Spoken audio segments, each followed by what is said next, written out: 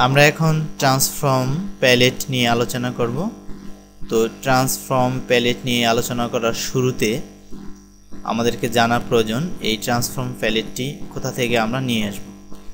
এই ট্রান্সফর্ম প্যালেটটি স্ক্রিনে নিয়ে আসার জন্য উইন্ডো মেনুতে গিয়ে এই ট্রান্সফর্মে ক্লিক করতে হবে, নতুবা কিবোর্ড থেকে শিফট প্লাস F8 যদি আমরা চাপি তাহলে ট্রান্সফর্ম প্যালেটটি চলে আসবে। আমরা দেখতে পাচ্ছি ট্রান্সফর্ম প্যালেটটি অলরেডি চলে এসেছে। তো এই ট্রান্সফর্ম প্যালেটটি দিয়ে আমরা কি করব? মূলত কোনো অবজেক্টের পরিমাপ নির্ধারণের জন্য এই ট্রান্সফর্ম প্যালেটটি ব্যবহৃত হয়ে থাকে। তো এখন আমরা দেখব কিভাবে ট্রান্সফর্ম প্যালেটটি ব্যবহার করতে হয়। তো প্রথমে আমি এখানে একটি রেক্টেঙ্গেল ড্র করছি। তো এই রেক্টেঙ্গেলের ওয়াইড এবং হাইট কত সেটি কিন্তু আমাদের জানা নেই। তো এই রেক্টেঙ্গেলের ওয়াইড এবং হাইট কত তা নির্ধারণের জন্য আমরা এই ট্রান্সফর্ম প্যালেটটি এখন ইউজ করব।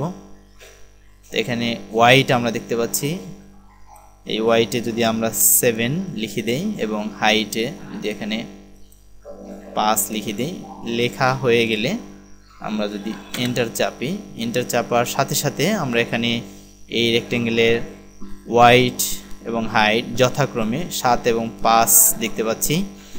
তো 7 এবং 5 নির্ধারণ করা হয়ে গেল আমাদের এই রেক্টেঙ্গেলের হাইট এবং ওয়াইড।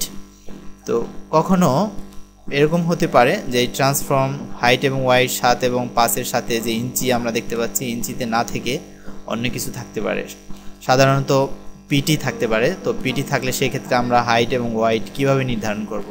তো হাইট এবং ওয়াইড ইঞ্চিতে আমরা পরিমাপের জন্য যদি এখানে ইঞ্চি না থাকে তাহলে যা করতে হবে সেটি হচ্ছে এডিট মেনুতে ক্লিক করতে হবে। এডিট মেনুতে গিয়ে প্রিফারেন্স থেকে ইউনিটস অ্যান্ড আন্ডোতে ক্লিক করতে হবে। ইউনিটস এবং আন্ডো আসার পরে এখানে জেনারেল, এই জেনারেল এখানে যদি পয়েন্টস থাকে তাহলে কিন্তু ওই মাপের সাথে পিটি এসে যাবে।